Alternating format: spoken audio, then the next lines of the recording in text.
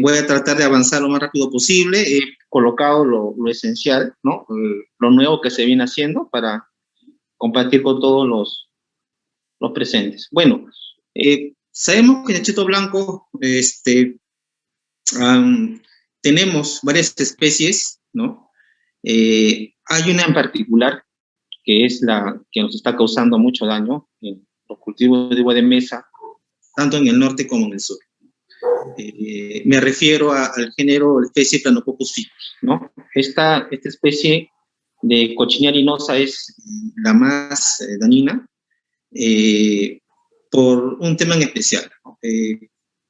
Puede hacer mucho más generaciones que otras especies, que Cipri, por ejemplo, o Iburni, y es multicíclico, ¿no? Vamos a ver más adelante con respecto a ello, ¿no? Año a año, esta plaga cobra más relevancia. El tema de que es una plaga cuarentenaria, como sabemos todos. Hay países como Corea, ¿no? Que demandan de uva orgánica o uva convencional, pero también tiene cero tolerancia para chanchito blanco, ¿no? Y son las que pueden pagar más inclusive por fruta, ¿no? Entonces, cobra relevancia esta plaga, ¿no? Que antes podríamos mandar un poquito, lavarlo, pero ahora ya no es tanto así. También cobra relevancia porque ya no se cuentan con productos químicos como antes lo teníamos, ¿no? Ya sabemos los que manejamos uva de mesa que cada vez contamos con menos alternativas, ¿no? Y ahí hay una gran oportunidad para el tema orgánico, ¿no? Que también se puede manejar. En fin, daños e importancia, ¿no? Una de los daños que hace esta plaga es acción floemática. Produce una reducción en la fotosíntesis y el crecimiento de la planta cuando es infestaciones graves, ¿no? Densidades muy elevadas producen caída de hojas y disminución de la cosecha. Sobre todo esta plaga, los daños que origina son estéticos, ¿no? La fruta, cuando tiene mucho ataque de chanchito, vemos pues que comienza a aparecer melaza, por la melaza aparece fumagina, ¿no? Supongo que está relacionado al chanchito, y ya esa fruta ya no puede ser comercializada. En otros casos, no en Perú, pero en otros casos se habla inclusive que es un vector de un virus, ¿no? Vemos aquí, por ejemplo, dos fotos aquí. Chanchito blanco, hay que entender claramente que no solamente va a presentar un estadio. Chanchito blanco, sobre todo Planococcus ficus, cuando hacemos evaluaciones en la planta, vamos a encontrar diferentes estadios superpuestos, ¿no? Como vemos aquí en la foto, vamos a encontrar ninfas 1, ninfas 2, ¿no? Migrantes, hembras vírgenes, hembras grávidas con ovisaco. Entonces, vamos a encontrar diferentes estadios. Por ende, cuando hagamos controles con productos químicos, no podemos solamente aplicar para un solo estadio, ¿no? O para un solo objetivo. Entonces, de ahí plasma el modo de control de esta plaga, ¿no? Para poder ser eficientes y exitosos. Entonces, esto quiero que quede claro. Sobre todo ficus, que es multicíclico y hace más generaciones, a diferencia de otras especies. Vemos también que le encanta refugiarse debajo del retidomo, en este caso, e inclusive en los cordones, ¿no? No va a tener una corteza demasiado densa, también puede meterse debajo de los cordones, como vemos aquí, cuando ya está ataques graves, ¿no?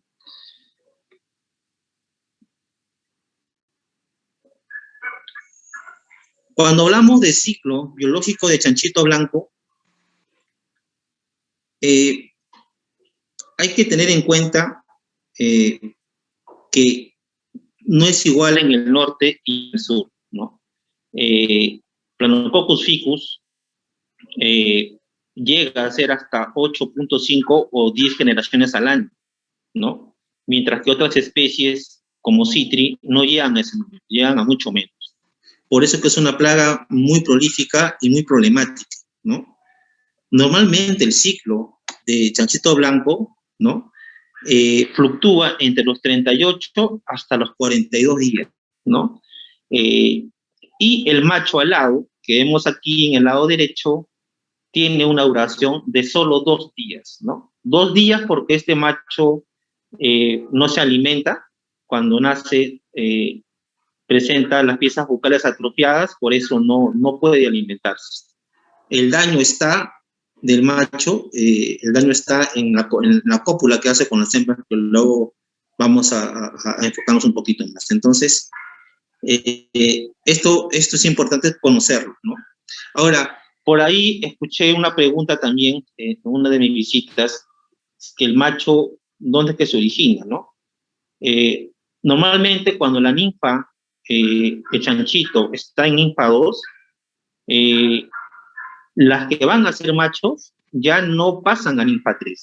En muchos casos ya la ninfa 2 pasa a formar prepupa y luego la pupa para la eclosión del macho. Entonces, no es que sea parte de otro ciclo o es aislado, ¿no? Su propio estadio del macho. Entonces, es parte de, ¿no?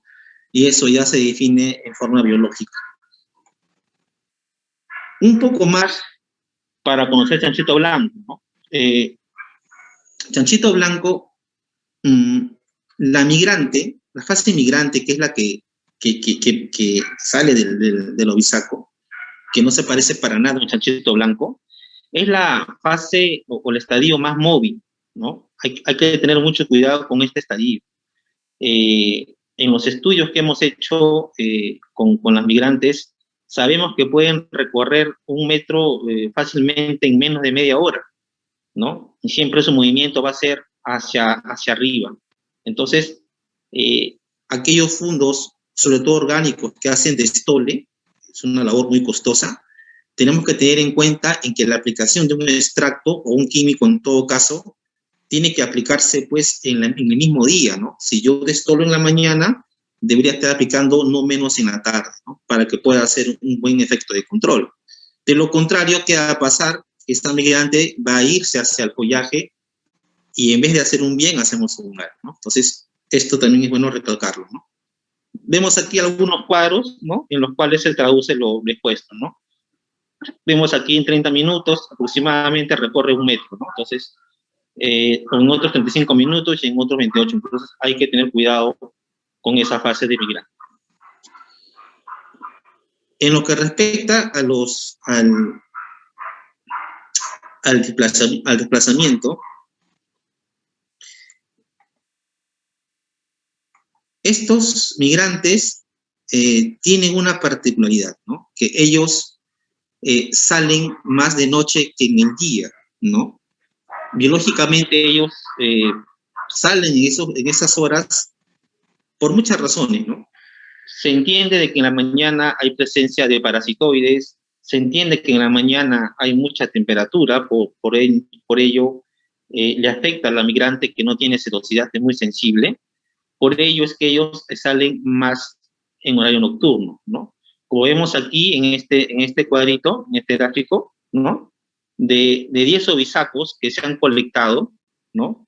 El mayor porcentaje de eclosión está en el turno noche. Que en la tarde o en la mañana, ¿no? Salen en todo el día, pero la mayor proporción lo hacen en la noche. Entonces, cuando nosotros tengamos que hacer una aplicación de extractos o de aceite o de jabón potásico o de canela, lo ideal es aplicarlos en el turno noche, ¿no? Que es donde ellas salen y están más expuestas para mejorar la eficiencia de control. ¿Y qué sabemos del macho alado? ¿No? El macho alado sabemos que copula hasta con 20 hembras. Es bien prolífico el macho, pero no tiene ciertas, digamos, picos de actividad sexual. El macho alado normalmente en las mañanas, ¿no? entre 8 a 10 o al mediodía, es donde hace mayor actividad sexual. En el resto del día también está activo, pero en mucho menos capacidad, ¿no? Entonces, eso también hay que tener en cuenta. En uva orgánica se maneja esto muy bien, porque cualquier aplicación que se haga se hace en la mañana para el macho, luego lo vamos a ver más adelante, pero esto también hay que entenderlo así, ¿no? Entonces, hablamos del macho alado, ¿no? Al emerger de la pupa tienen una vida de 2 días como máximo, ¿no? En este caso, en el ficus, los machos nacen con la pieza bucal atrofiada.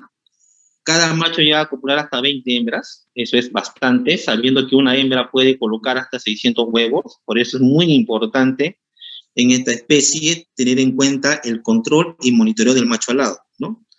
Y otro detalle que estamos viendo acá con el equipo de investigación, ¿no? Que manejo, estamos viendo, por ejemplo, que el macho alado también es atraído fuertemente por la luz incandescente amarilla, ¿no? Ustedes ven ahí un poquito y ven bastante de estos machos que se han pegado ahí, ¿no? Entonces, esto es algo nuevo. Vamos a hacer ensayos en fundos orgánicos, también en arándanos, para ver si podemos hacer una trampa cromática, ¿no? Capaz de atraer todo este tipo de machos y bajar las poblaciones. Entonces, hay que entender que no solamente es captura de machos un manejo exitoso de control de chanchito blanco, ¿no? Es parte del manejo integrado que impacta mucho, ¿no? ¿Qué más se viene haciendo por el macho alado del chanchito blanco, no? Bueno, hay avances, hay estudios importantes en las cuales ya se está elaborando un MTD, ¿no? Estamos haciendo un MTD similar a la mosca de la fruta, un MTD que nos dé esa advertencia, ¿no? De que se nos viene una población grande o una explosión de chanchito, ¿no? Hay resultados, hay números ya interesantes, ¿no? Estamos manejando, por ejemplo, MTD de 0.8, ¿no? Machos trampadilla, ¿no? De fenología, de floración hasta cuajado. Y los campos donde se han manejado umbrales de 0.2 son los que muy poco afectó al chanchito blanco, ¿no? Entonces, estos números ya estamos ajustándolos, estamos consolidando diferentes regiones, Casma, por ejemplo, Nazca y el norte también, que tiene mucho orgánico. Entonces, yo creo que va a ser un trabajo bien interesante al final de la campaña. ¿Y qué hacer cuando el macho explosiona y pasa el umbral del MTD? Hay herramientas orgánicas que no son caras y son eficientes, ¿no? Por ejemplo, en uva de mesa, en Estados Unidos, se está trabajando bastante la tierra de atomeas, ¿no? Es orgánico, las tierras de atomeas son cristales de sílice, ¿no? Provenientes de algas microscópicas, y trabajan por 2 formas, ¿no? Trabajan por deshidratación, al caerle el polvo al insecto, y trabajan por medio de control físico, ¿no? Al hacer microheridas dentro de su cuerpo, ¿no? Al tener la locomoción esta plaga, ¿no? Entonces, se aplica en uva también bastante, tiene buenos efectos, y como le digo, es súper barato, ¿no? Se puede manejar. Entonces, no causa resistencia, es inocuo con las personas y ya se ha generalizado mucho en cuartos orgánicos, ¿no? Entonces, hay herramientas que se están usando, posiblemente en uva convencional no lo conozcan, pero existen, ¿no? Luego, hay ensayos que estamos haciendo. Este ensayo lo voy a compartir para la revista Phytosaur Organic. Se está haciendo trabajos con Quassia amara. Quassia amara, en resumen, es uno de los extractos más amargos del mundo, es sistémico, ¿ya? Muy pocos tienen esa cualidad. Ya lo han usado en Inglaterra con buenos resultados para áfidos y lepidópteros, y también estamos estudiándolo ahora para chanchito blanco, ¿no? Entonces, esto es repelente, es sistémico, ¿no? ¿A qué apuntamos con esto? Que el chanchito blanco en la fase migrante, cuando quiera, o la ninfa 1, cuando quiera colonizar las hojas, la área foliar, y comience a picar, no va a tener ese dulzor que acostumbra, ¿no? Entonces, por la amargura, no van a quedarse ahí, se van a retirar, ¿no? Van a repeler. Claro está, cambio de sabor no va a ser perenne, es parcial, entonces vamos a ver hasta cuándo podemos aplicar, ¿no? Entonces, esto no es algo, digamos, novedoso en el tema de la repelencia o el sabor. Ya lo hemos manejado en nube de mesa para control de pájaros, por ejemplo, con metilantranilato, ¿no? Que se aplica hasta pinta, hasta cierto momento de la cosecha, le cambia el sabor para que el pájaro ya no coma más. Algo muy similar, ¿no? Pero queremos hacerlo temprano en brotación, ¿no? Para tener los mejores resultados. Bueno, y hablando de los parasitoides o insectos benéficos, uno de los que están ahorita promisorios con resultados muy buenos es el tema del Anagyrus pseudococcus, ¿no? Este parasitoide es específico, es lo nuevo, ¿no? Lo nuevo para Ica, sobre todo, en el norte se usó ya bastante. Es un parasitoide específico para chanchito blanco. Él busca chanchito blanco y lo parasita, ¿no? Y tiene muy buena adaptación al medio, ¿no? Se adapta tanto en el sur como en el norte, ¿no? A comparación de las crisopas, que también son muy buenas, son muy buenos predadores, pero la crisopa muchas veces, digamos, se desconcentra y como es un polífago, come de todo. Si encuentra un pulgón, se lo come, si encuentra una oruga, se lo come, entonces no es específico, va a encontrar, come lo que encuentra. En cambio, Anagyrus solamente parasita chanchito, y como es un parasitoide volador, tiene más rango de búsqueda, ¿no? Entonces, esta herramienta ya se está usando bastante en arándanos orgánicos, en uva orgánica, con buenos resultados, pero hay que manejar muchas veces las dosis, hay que manejar las liberaciones, los momentos, entonces, no es solamente liberar y ahí quedó, ¿no? Hay que saber manejarlo para tener unos resultados convincentes, ¿no? Algo que también es novedoso es el tema de los complementos alimenticios, ¿no? Muchas veces liberamos insectos, pero a los días de evaluación no vemos resultados, pero no es porque el insecto sea malo. El tema es que ellos también quieren comer, sobre todo los parasitoides, ¿no? Buscan el néctar, buscan el polen, por eso que se recomienda siempre tener un cerco vivo, ¿no? O con plantas, ¿no? Con plantas aromáticas, para que sirvan de cobijo y alimentación. Pero también hay una solución para esto, para aquellos fundos que no quieren porque hacerlo, ¿no? Porque esto involucra poner cintas de riego, digamos, aplicaciones también para plagas que se la puedan presentar, etcétera, ¿no? Entonces, en el mercado hay suplementos, ¿no? Como ven ahí, hay dos ejemplos que existen. Eso se aplica como una aplicación foliar en el campo, entonces los parasitoides van a comer de ahí, ¿no? Y van a seguir parasitando y van a vivir más días. Entonces, eso también conviene mucho al desarrollo de la agricultura orgánica. Bueno, hasta ahí voy a tocar el tema de chanchito blanco. Solo puntos importantes, lo que se viene haciendo. Voy a entrar al tema de plaguicidas, ya la parte química convencional, un poco para hablar de esto.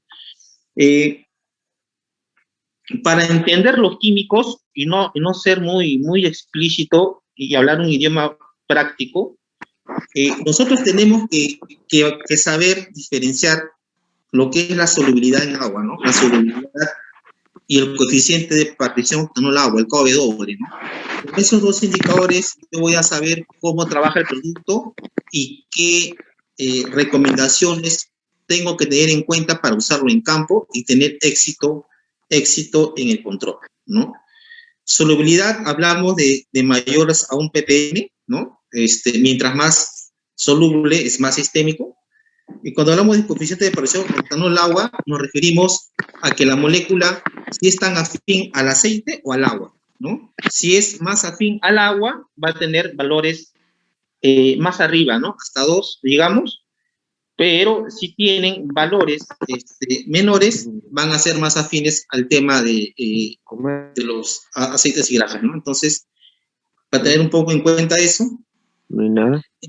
Aquí tenemos un gráfico, por ejemplo, de los principales activos que tenemos para control, chanchito blanco. Aquí, por ejemplo, vemos que los carbamatos, ¿no? Antes usábamos nosotros los metomil, ¿no? Nos encantaban a los uveros, ya no lo tenemos, ya no está con nosotros.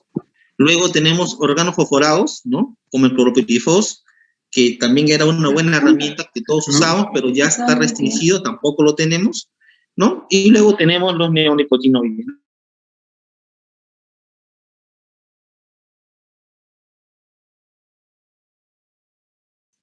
José, activa por favor tu audio porque tuvieron que suprimir al otro. Activa tu audio, José Juárez. No se te escucha, José, activa tu audio.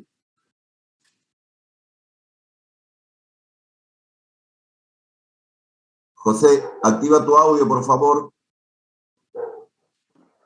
Hola, hola. Gracias. Sí, ahora sí, adelante.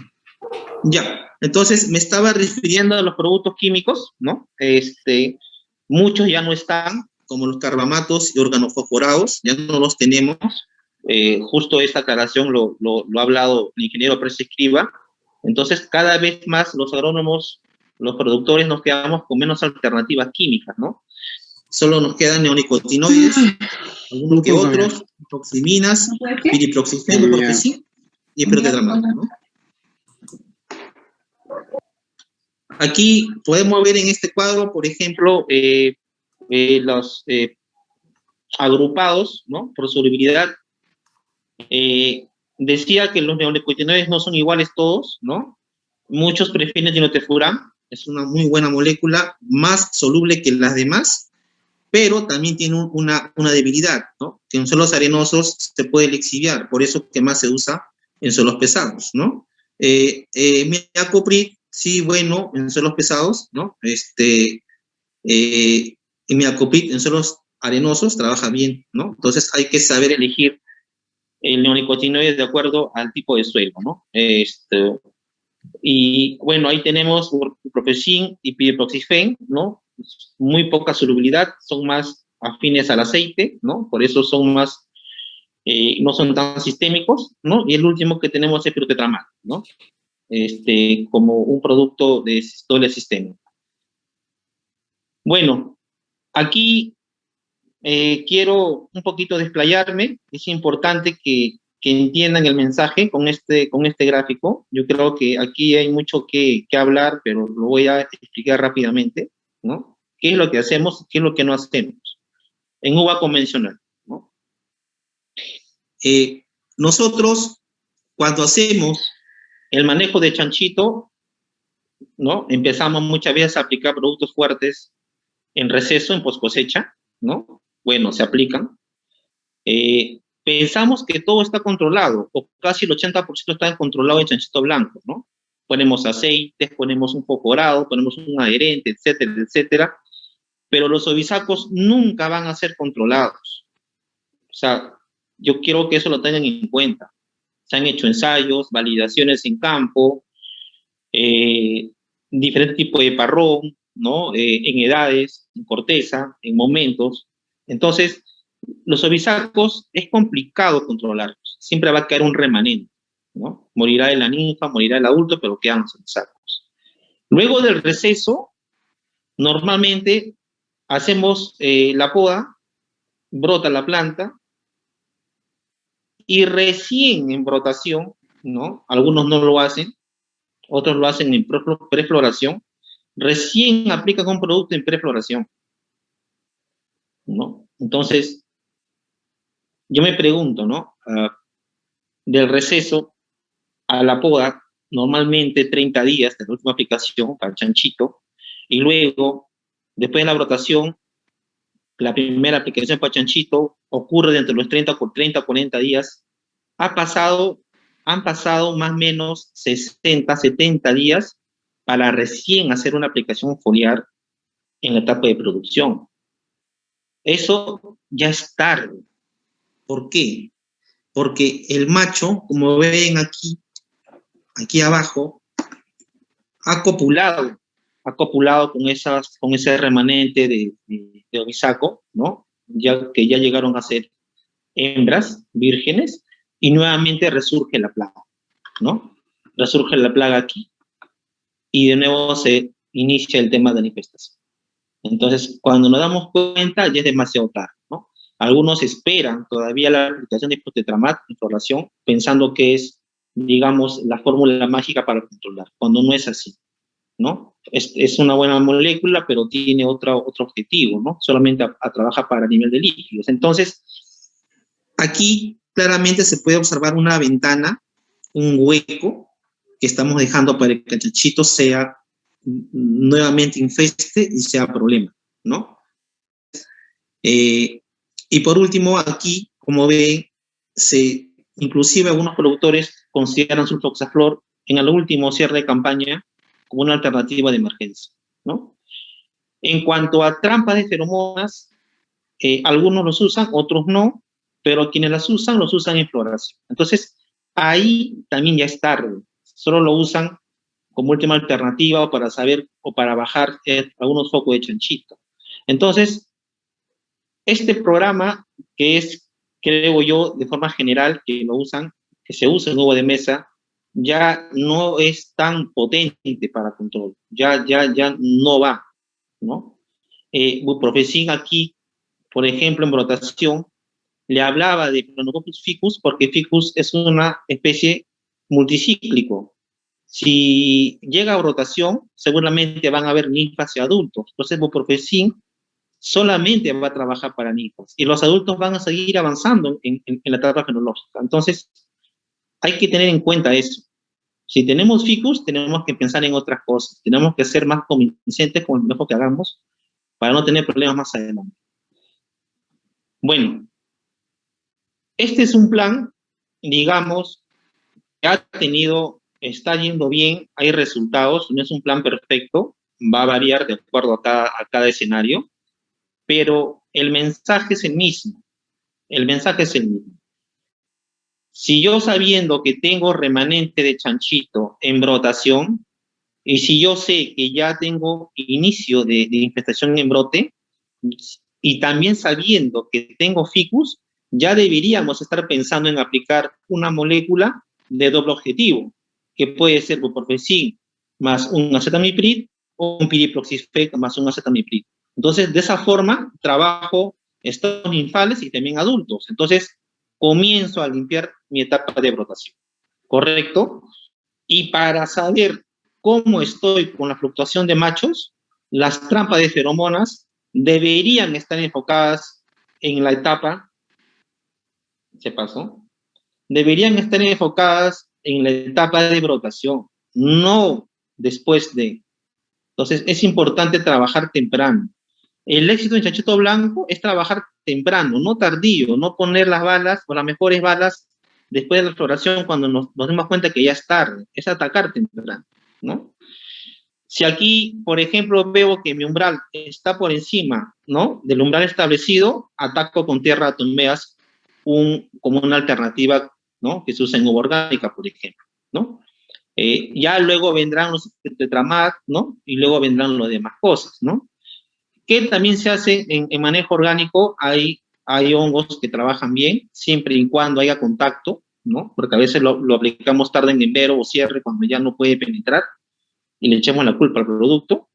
Y también liberaciones de insectos específicos, ¿no? Como Anagyrus, que les comenté hace poco, o también Cryptolemus montrosieri, que es un predator también específico para el chanchito blanco. Entonces, si se dan cuenta, y aquí resumo todo lo que estoy comentando, ¿no? En el primer caso, solamente teníamos profenofos o un fosforado, ¿no? En post cosecha, buprofezin, hasta caliptra, nada más. El resto, espirultetramat, ciprofloxaclor, feromonas, todo el flor para atrás. Entonces, más cargado para la parte de flor, para atrás. Y eso no es, ya ese paradigma ya se ha roto. Lo que debería cambiar y apuntar a una mejora es, ¿no?, trabajar más en brotación, ¿no? Aplicar productos de doble objetivo, ¿no? Sabiendo que tenemos ficus, trabajar un sistémico si es conveniente por sistema de riego, ¿no? Ya muchos están usando el temetuxán, otros el notefurán, las feromonas, instalarlas temprano en brotación para trabajar los machos, para ver la fluctuación y el umbral, ¿no? Y en algunos casos, algunos datos orgánicos como TR-atomeas, ¿no? Y ya para la fase de flor hacia enero, ya se trabajaría fruta de tetramat, hongos y liberación de insectos benéficos, ¿no? Entonces, hay más equilibrio, ¿no? Hay más equilibrio para controlar el chanchito blanco.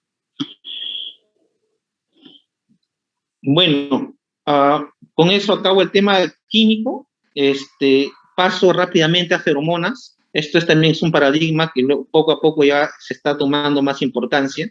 Ingeniero José tenemos... Juárez, ingeniero José Juárez, disculpe usted, pero por razones de tiempo, tiene usted 5 minutos más, por favor. Ya. Ya. En feromonas, por ejemplo, hay 3 feromonas que hay en el mercado existentes, ¿no? Hay de distribución sexual, hay feromonas de captura de machos, ¿no? Como vemos acá.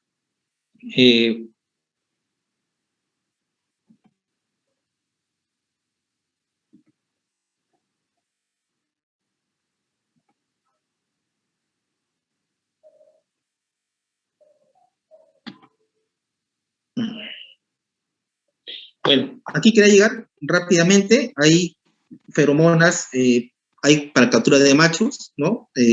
Con la medida pegante. Hay chupón de caucho, la que se usa regularmente. Y también ahora se dispone de feromonas también que capturan machos, pero con cápsula en suspensión, ¿no? Ya hay una herramienta más que hay disposición en el mercado, ¿no? Entonces, eso es para captura de machos. Y también se está trabajando estos difusores que no capturan machos, también son feromonas, pero confunden al macho, ¿no? Se inyectan o se instalan en alta densidad, ¿no? Entonces, existen estas herramientas para chanchito blanco, para los machos, ¿no? Como ven aquí, cada uno con sus ventajas. Esta semilíquida que acabo de conversar es nueva, es de Francia. Lo interesante es que dura 60 días, tiene más efecto de control, también captura más individuos. Está en proceso de experimentación, pero ya hay una herramienta novedosa, ¿no? Bueno, esto ya lo hablamos, de alta densidad.